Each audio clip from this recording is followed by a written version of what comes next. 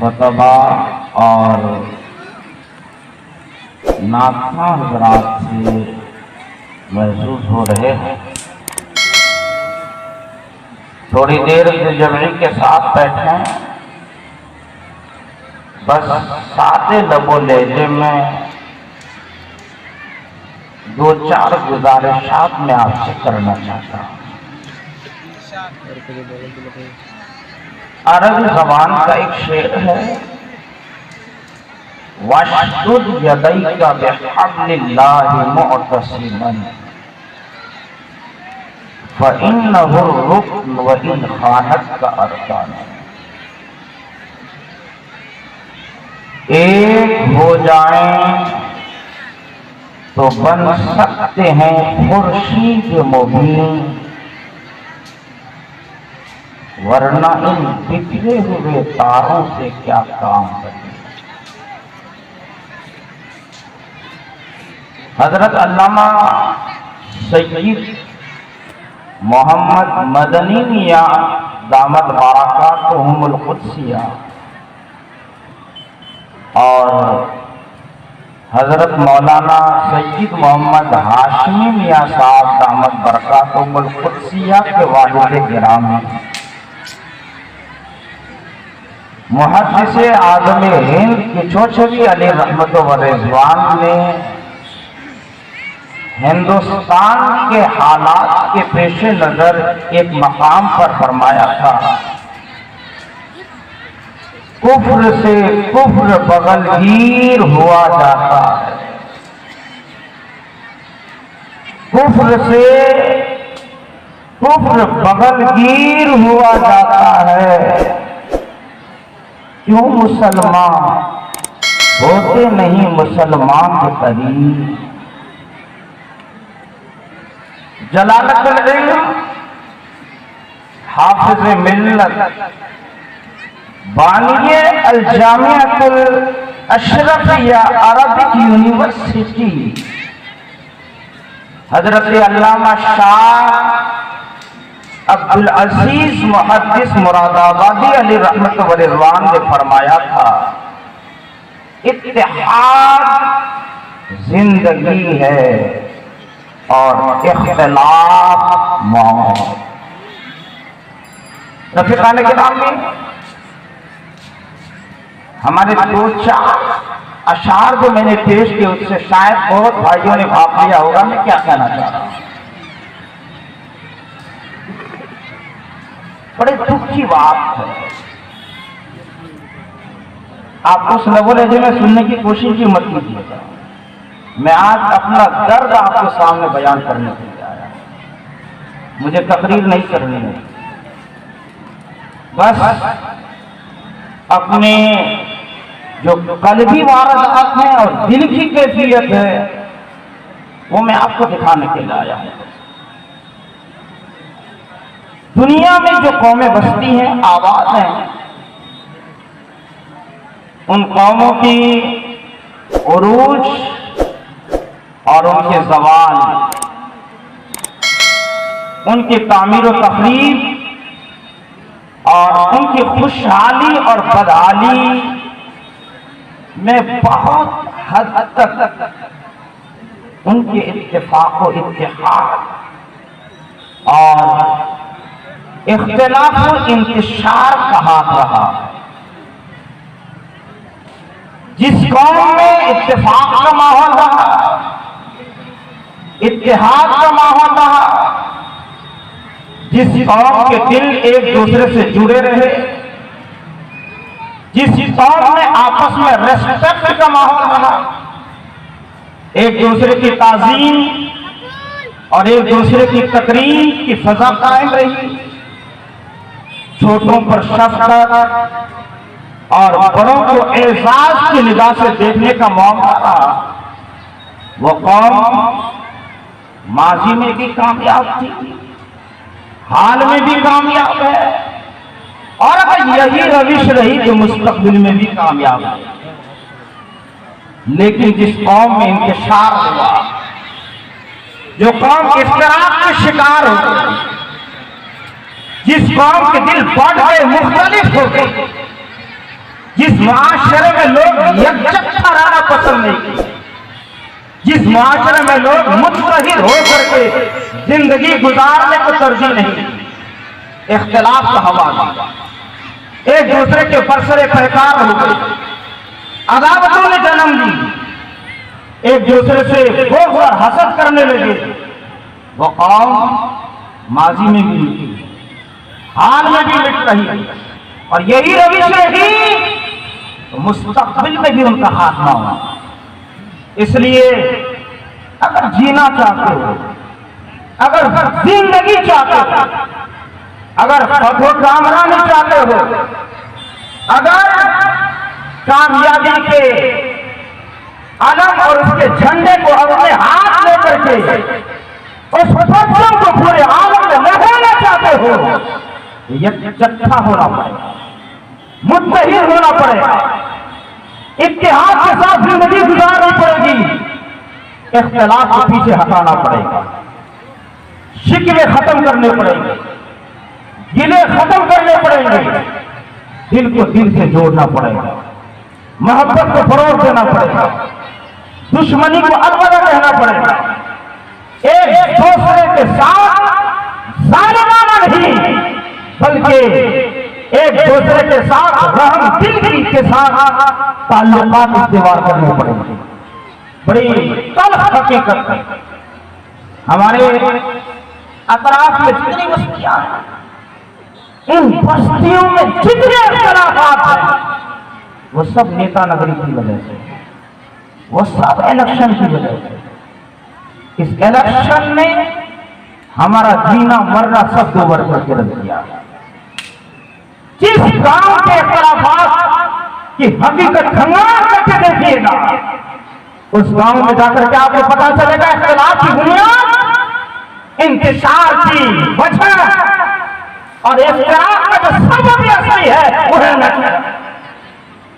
Election کی بنیاد پر ہمارے گاؤں دو چار حصوں میں بڑھ گئے، گروپ بندی ہوئی، فرقہ واریت آئی، ایک دوسرے کے برسر پیکار ہوئے، اور اس عداوت میں اور اس دشمنی میں اور اس دوسرے کو زیر کرنے کے جذبے نے ہمیں وہاں تک پہنچا دیا کہ ہم نے شریعت کو بھی پیچھے پھینک دیا۔ کیا مسجد، کیا مدرسہ، سب ثانوی حیثیت کی ہے، الیکشن اولی درجہ ہو گیا ہمارے۔ کہاں چلے گئے یار؟ میں آپ سے کہنا چاہ رہا ہوں، تمہاری زندگی کی بساط کیا ہے، تمہاری زندگی کی وقت کیا ہے، تمہاری زندگی کی حیثیت کیا ہے، کتنے سال کے لیے آئے ہو، کیوں لوگوں کو لڑا رہے ہو، کیوں آپس میں بھیڑنے کا کام کر رہے ہو، کیوں نفرتیں پھیلا رہے ہو؟ محبت کا جان بنایا کرو، الفت کا دانش دیا کرو، دو دن تمہیں رہنا ہے، تمہیں پتا نہیں تمہارے انتقال کے بعد تمہارے کالے کرتوت بیان کیے جائیں گے، تمہیں پتا نہیں تمہاری تقسیم کے بعد ان چوکوں پر بیٹھ کر کے تمہارے بھائی اپنی زبان سے کہیں گے ان کا کام تو لڑانے کا تھا، ان کا کام تو بھیڑنے کا تھا، یہ ذاتی مفاد کی بنیاد پر، ذاتی فائدے کی بنیاد پر الیکشن لڑنے کی وجہ سے جیتنے کی ہوس میں لوگوں کو لڑانے کا کام تھا، لوگوں کو بھیڑانے کا کام تھا، بھائی بھائی کو لڑا رہا تھا، میں بہنوں میں اختلاف کا تنازع کو ماحول پیدا کر رہا تھا۔ یہ چرچے بھی تمہارے ہوں گے تمہارے انتقال کے بعد، کتنے دنوں کے لیے آئے تھے، تمہاری زندگی کی بساط کیا ہے؟ میرے نبی کا فرمان سنو، آمنہ کے لائن فرماتے ہیں ہمارے امتی بین ستین و سبعین، میرے زیادہ تر امتی کی عمر 60 سے 70 سال کے اندر، 50 سال جی لیے ہو، 45 سال جی لیے ہو، 55 سال جی لیے ہو، 60 سال جی لیے ہو، اور کتنا رہنا ہے؟ 5 سال، 10 سال، 15 سال، 20 سال، اس مختصر سی عمر میں لوگوں کو لڑا بھڑا کر کے، مسجدوں کو برباد کر کے، عیدگاہ کو ویران کر کے، مدرسہ کے تعلیمی نظام کو چوپٹ کر کے تم باہر جنت نہیں خرید لو जहन्नम के डरते हुए अंगारे तुम्हारे इंतजार में खड़े हो गए। होश में आओ, क्या कर रहे हो, किधर कदम बढ़ा रहे हो, याद रहो इस्लाम अदावत और दुश्मनी की बुनियाद पर नहीं फैलता, जामे मोहब्बत दिलाने से फैलता है, मोहब्बत की फजा कायम करने से फैलता है। क्या कर रहे हैं आप, किस जगह जा रहे हैं मेरे रफीक? मैं तफसील में नहीं जाऊंगा, बस दो चार बातें आपसे अर्ज करना चाहता हूं।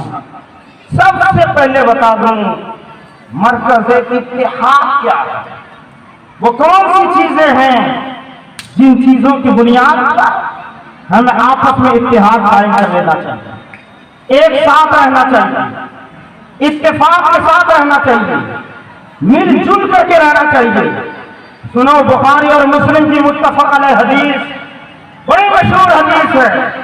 मेरे नबी ने फरमाया, बुनियल इस्लाम अला खम्सिन, शहादतु अन ला इलाहा इल्लल्लाह व अन्ना मुहम्मदन अब्दुहु व रसूलुहु व इकामुस सलात व इताउज ज़कात व सौम रमज़ान व हज्जुल बैत इन इस्तताअ इलैहि सबीला। आमिना के लाल ने फरमाया, इस्लाम की बुनियाद 5 चीजों पर, इमारत इस्लाम 5 सुतूनों पर कायम है। और वो 5 सुतून क्या है?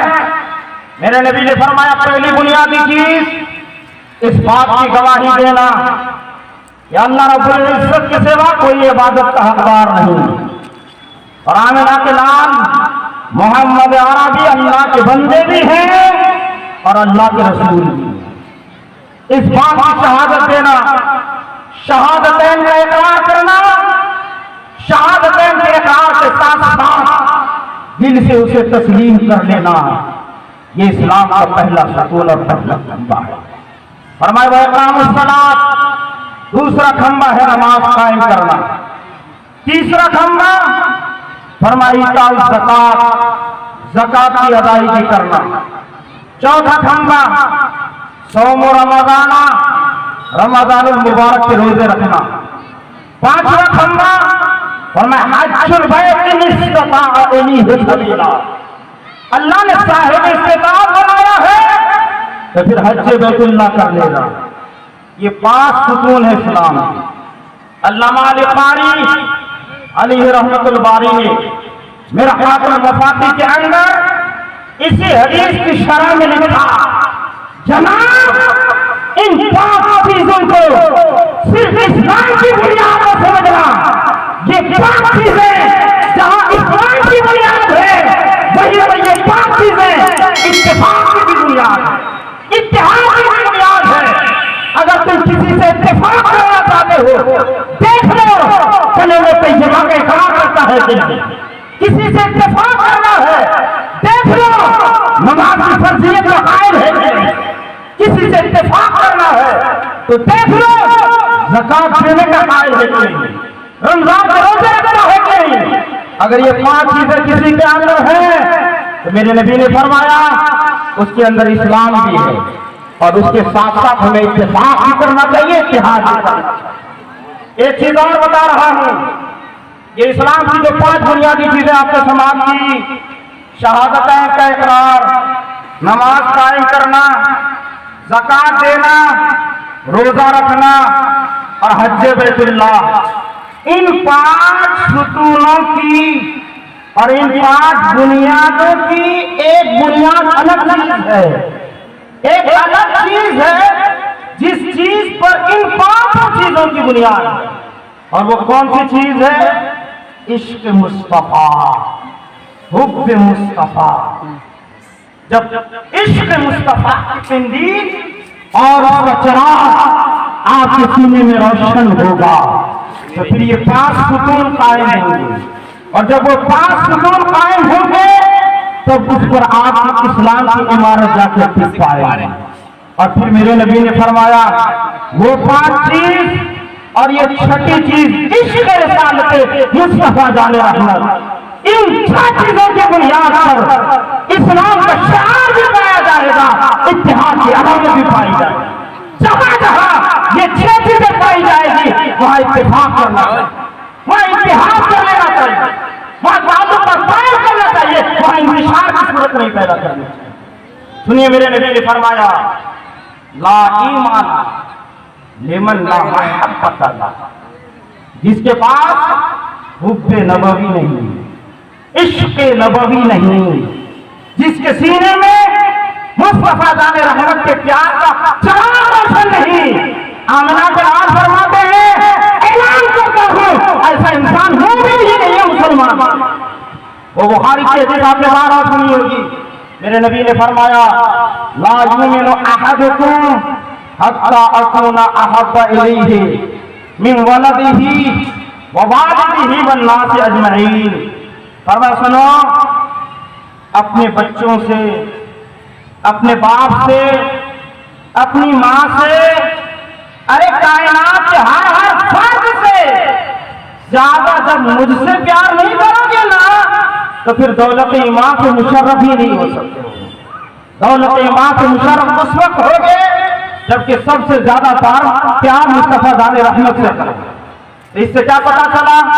ان 5 ستونوں کا اصلی ستون اور بنیادی کھمبا ہے عشق مصطفیٰ دان رحمت۔ علامہ علی قاری نے کلیئر کر دیا کہ جس کے اندر یہ 6 چیزیں ہوں گی اس سے اتفاق کر لینا چاہیے۔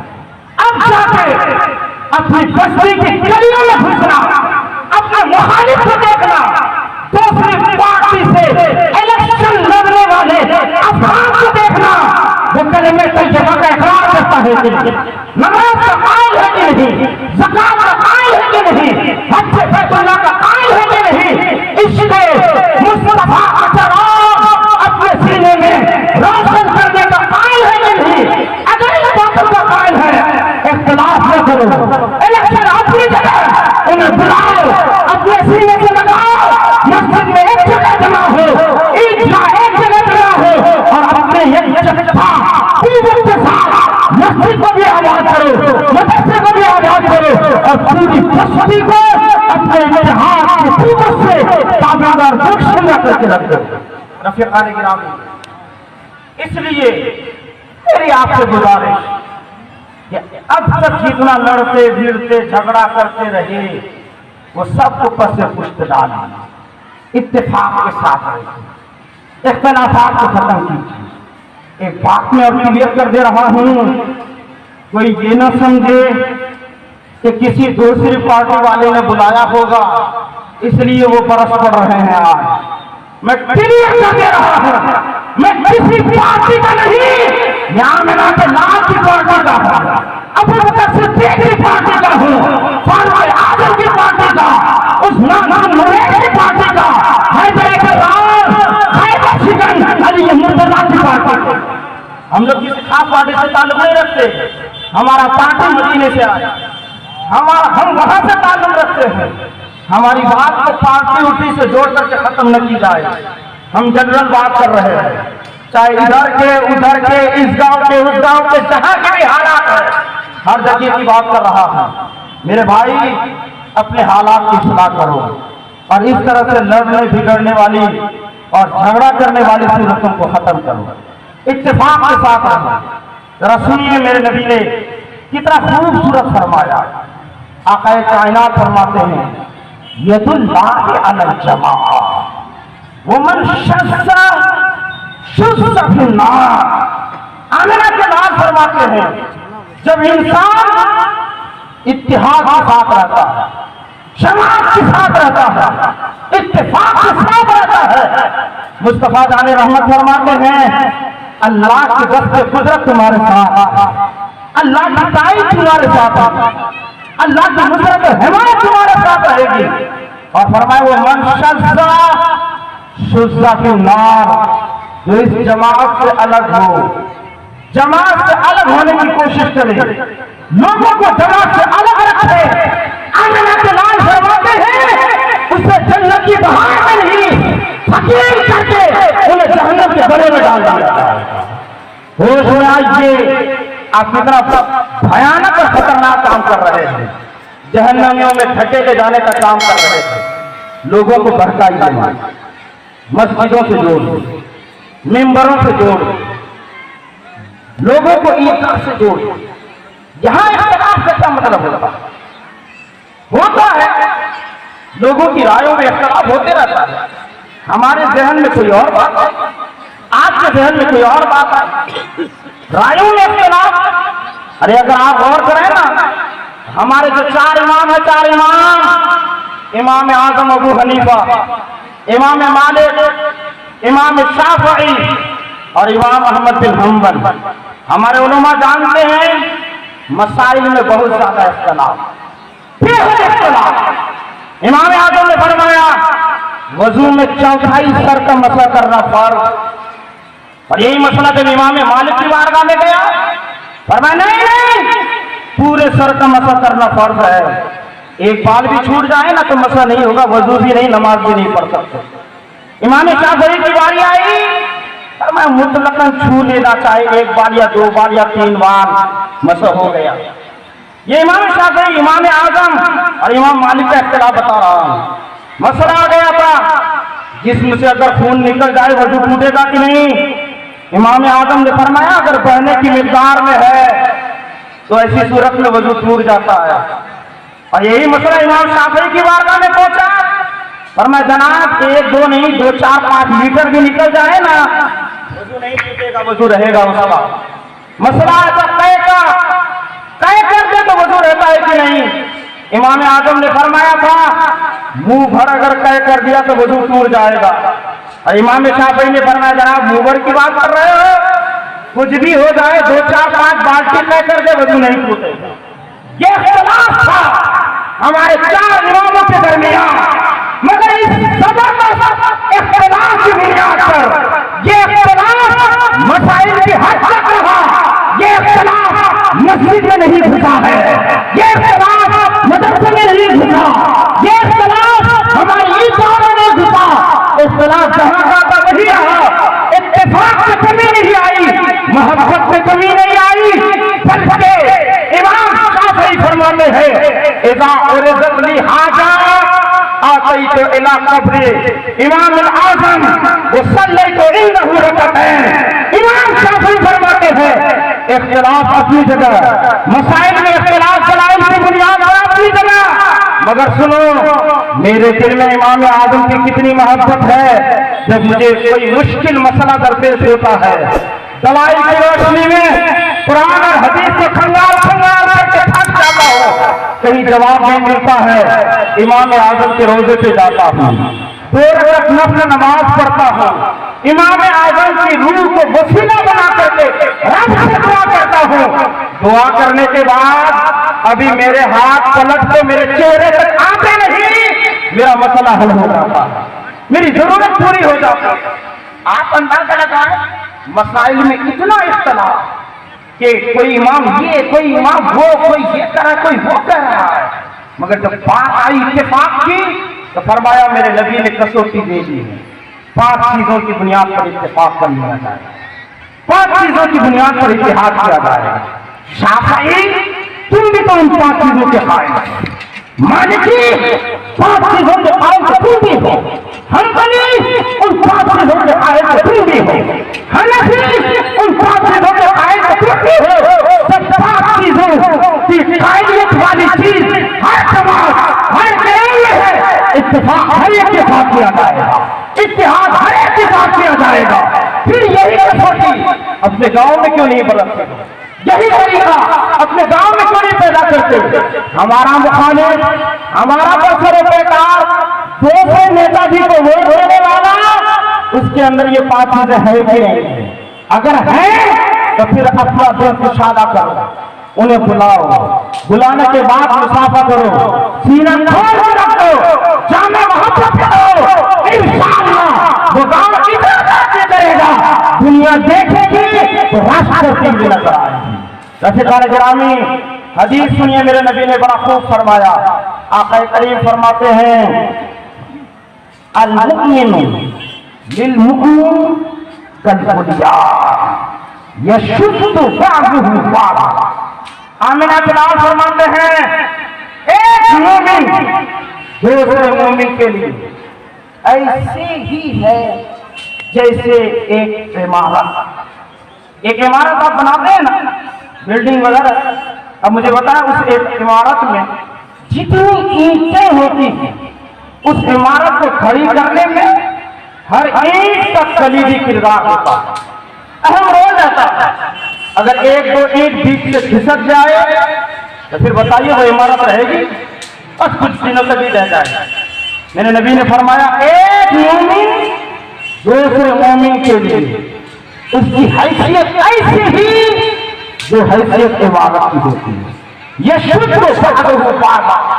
جس طرح عمارت کا ایک حصہ دوسرے حصے کو توانائی عطا کرتا ہے، ویسے ایک مومن دوسرے مومن کو توانائی عطا کرے گا، ایک مومن سے دوسرے مومن کو سپورٹ ملے گا، اور یہ سپورٹ اختلاف کی بنیاد پر نہیں، اختلاف کی بنیاد پر نہیں، بےچینی کی بنیاد پر نہیں، بےچینی کی بنیاد پر نہیں، انتشار کی بنیاد پر نہیں، اتفاق کی بنیاد پر ہوگا، اتحاد کی بنیاد پر ہوگا، باہمی تعلقات کی بنیاد پر ہوگا۔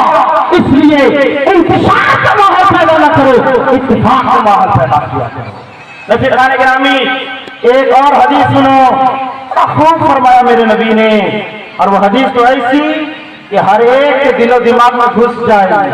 میرے نبی نے فرمایا المسلمون کا اسنان المشک، میرے نبی نے فرمایا مسلمان کنگھی کے دندانے کے مانند ہیں۔ کنگھی کے دندانے سمجھے نا؟ کنگھی جو کرتے ہیں آپ، اس میں جتنے دندانے لگے ہوئے رہتے ہیں، اگر وہ ایک لائن میں کھڑے رہیں، ایک صف میں رہیں، ٹیڑھے اڑے نہ ہوں، سیدھے رہیں، تو آپ اس کنگھی کو عزت کی جگہ رکھیں گے، عزت کے ساتھ اٹھائیں گے بھی، عزت کے ساتھ استعمال بھی کریں گے، اس کی صفائی کا بھی اہتمام کریں گے، اچھی جگہ رکھنے کا بھی اہتمام کریں گے۔ وہیں پر کنگھی کے دندانے دو چار اگر ادھر سے ادھر ہو جائے، کوئی لائن میں رہے، کوئی بکھر کے ادھر سے ادھر، آپ اسے یوز کریں گے؟ آپ اسے استعمال کریں گے؟ نہیں، اسے اٹھا کر کے آپ کوڑے دان میں ڈال دیں۔ میرے نبی نے فرمایا مسلمان کی حیثیت کنگھی کے دندانے کے مانند، جب تک مسلمان کنگھی کے دندانے کے مانند ایک صف میں کھڑے ہوں، ہر جگہ ان کی عزت ہوگی، ہر آن ان کی قدر ہوگی، جہاں جائے گا فلاح پائے گا، کامیابی پائے گا، شکر حاصل کرے گا۔ اور اگر اسی قوم مسلم میں انتشار ہو جائے، اختلاف ہو جائے، ایک لائن میں نہ ہو، الگ الگ ہو جائے، منتشر ہو جائے، ایک جگہ کھڑے ہونے کو پسند نہ کرے، وہاں بنا کے معلوم فرمایا جس طرح کنگھی کے دندانے منتشر ہونے کے بعد استعمال نہیں کیے جاتے، کوڑے دان میں ڈال دیے جاتے ہیں، ویسے قوم مسلم بھی اٹھا کے کوڑے دان میں ڈال دی جائے گی، قدر کی نگاہ سے نہیں دیکھی جائے گی، عزت و وقار کی نگاہ سے نہیں دیکھی جائے گی، ذلت و ہوان کے پارے امید میں ڈالا جائے گا۔ میرے رفیق اگر عزت چاہتے ہو، قدر کی نگاہ سے دیکھے جانے کے لائق بننا چاہتے ہو، اور اپنا وقار مفقود جو کھو چکا ہے تمہارا اس کو بحال کرنا چاہتے ہو، تو آپ اسی قدورتوں کو دور کرو، انتشار کو دور کرو، اشتراک کو دور کرو، پیار سے ملو، اتفاق اور اتحاد کی خوبصورت فضا قائم کرو۔ اور اگر یقین ہے نا تو مصطفیٰ جان رحمت بھی راضی ہے، اللہ بھی راضی ہے۔ آپ نے تو وہ حدیث بارہا سنی نا، میرے نبی نے فرمایا ایک بات مجھے بتائیں، یہاں ہم لوگ جلسہ کریں، ایک کمیٹی والے گاؤں میں دو چار کمیٹی ہو، جلسہ کریں اور دوسرے لوگوں کو پوچھیں ہی نہیں، یہ ان کی دل آزاری کا سبب ہے کہ نہیں؟ مجھے بتائیں، ان سے دل شکنی ہوگی کہ نہیں ہوگی؟ انہیں تکلیف ہوگی کہ نہیں ہوگی؟ حدیث خالی سنتے ہو، عمل کیوں نہیں کرتے؟ سننے سے کچھ نہیں ہوگا جب تک انسان عمل کرنے کے لیے تیار ہے۔ سنو میرے نبی نے کیا فرمایا،